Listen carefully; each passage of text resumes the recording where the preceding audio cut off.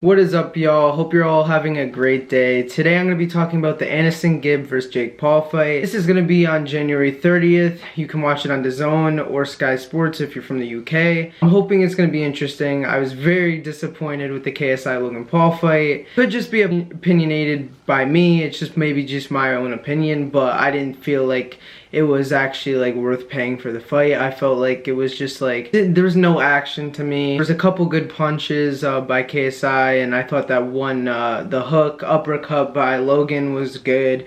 But then again, it got deducted and didn't really come towards anything. If anything, it really fucked him over in the end. Overall, I didn't think that was a really good fight. Now, standing here January 22nd, we're gonna be watching the Jake Paul versus Anesongib fight. And I'm hoping this one's gonna be interesting. I'm kind of excited to watch it. I'm gonna watch it, because why the fuck not am I gonna watch it? It's interesting. I'm from the US. I wouldn't say I'm a Jake Paul fan. I'm definitely farther on the other spectrum when you're talking about it's every day, bro. I'm not really a huge fan about it. It seems like he's just in it for the money. And I mean, I get that. Like, you're getting paid a lot of money to do a lot of different things, whether it's music, whether it's just YouTube, sponsorships, clothing lines, all of that shit, merchandise, whatever.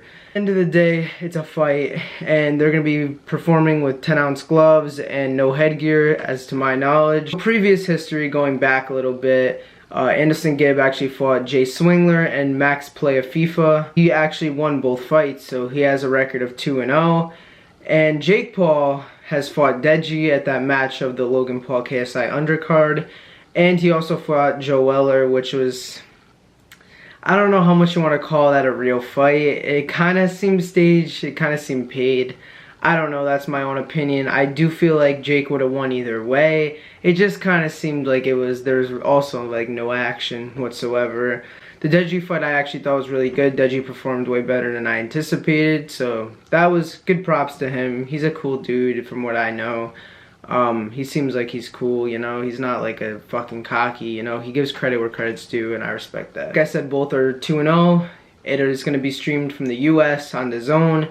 And if you're in the UK, it's going to be streamed through Sky Sports. And you do have to pay for a membership through DAZN. I don't know how Sky Sports works or anything like that. I did pay for the last Logan Paul KSI fight. Got the membership for 1 month. I think it was like 20 bucks, which is kind of sucks because there are no other really good fights. But it was a good three or 4 hours of good boxing besides the actual main card, which kind of sucks, but that's another news. I guess now we're really talking about, let's talk about stats, alright? So, on Gib's corner, he has Vidal Riley, who is coaching him, and he, if you didn't know, he was KSI's coach as well, and he has a clean record as well. Everybody he's coached and went into a boxing match with, he has come out victorious. So that alone speaks, meaning he is a good coach. And then he's eventually he said after this fight, he wins this fight, he's out, and he's going to focus on his own career, which is respectable, you know. He did a good job for a little bit, and now he's out. Here's the reason why Jake Paul's even fighting Anesongib. The reason why is because he wants to fight KSI. He wants to fight KSI. And he wants to do that because of, well, one of many reasons, but one, the money. 2, the publicity. 3, just because maybe he simply does not like him. And 4, because he wants to make up for the loss of his brother that actually couldn't succeed in this fight, which I feel like he definitely should have and would have given the 2-point deduction. But from what I believe Jake is probably the projected winner, or maybe not the projected winner, but he is definitely the one that's being more on the winning side. You know, people who are actually like betting on this fight are probably betting on him. And maybe that just has to do with the size. I don't know the exact stats. I think Jake Paul is 5'11", and I believe Gib is maybe like 5'8", 5'9", maybe. And Jake Paul definitely has a longer reach, and reach is very important in boxing. I'm no pro, but I do box a little bit myself, and I could tell you reach is important. It's not going to win you a fight, but it will give you the advantage. And on top of skills, they both have a decent skill set. I mean, I feel like they both can perform under pressure. I don't think that's an issue for them. And as far as strength, this is also just opinionated. I believe Jake is definitely the stronger opponent. But at the end of the day, a fight it doesn't matter, because Conor McGregor, look at any MMA fighter or UFC fighter. You don't need to be big to beat someone. That doesn't mean anything. I could be fucking 5'2", still kick the 6 foot tall guy's ass. If I'm experienced and I'm very reliant on my own skills and I feel like I'm ready to fight, and I go into that fight with a good mindset and I feel good about it, then I'm gonna win that fight. I'm just gonna win that fight. That's just how it is. Of course, with boxing or with anything, you know, there's always that chance. You can lose. Literally, I'm literally killing this guy.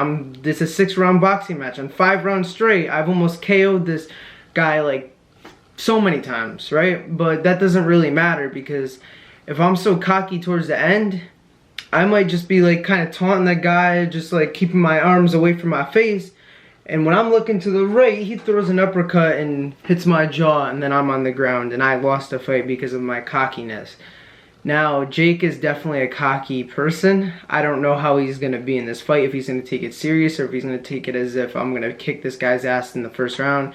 They all go in with that big dick mentality, but at the end of the day, they're kind of just told that to sell out a fight, which also is explainable. It's definitely what they do, and that's their job. Their job is to make money and perform and entertain. And they definitely do, but I feel like it's more hyped up than it actually should be at the end of the day. But the crazy thing is, this fight is literally 8 days away, and I don't really know what I'm going to be doing that day. My birthday is in the 25th, which is in like 3 days. So it'll be a cool fight to watch after my birthday. It'd be cool if it was on my birthday, but it's definitely not going to be a headline of my month, if you would, but it's definitely something to look forward to. Definitely see how this affects the future. So Jake Paul loses, this could affect his career. Will it? Probably not. It hasn't really affected Logan's. Yeah, he'll get shit on a little bit, but he doesn't get dislikes on his videos because he lost, you know. He went in it, and that's respectable. You go into a fight, and even if you get your ass kicked, you show heart, you know, you hug at the end, whatever, you shake hands, you give a good word about the opponent, then I feel like you're already credible and you did your job, whether you lost or you won. But I think that pretty much wraps up my overall thoughts on these two. These are some stats, some just background knowledge, some reasons why or why not I think one opponent would win over the other. But just to simplify things and conclude this, I'm going to say that Jake Paul will win this fight. Do I want him to win this fight? I kind of don't want him to win this fight.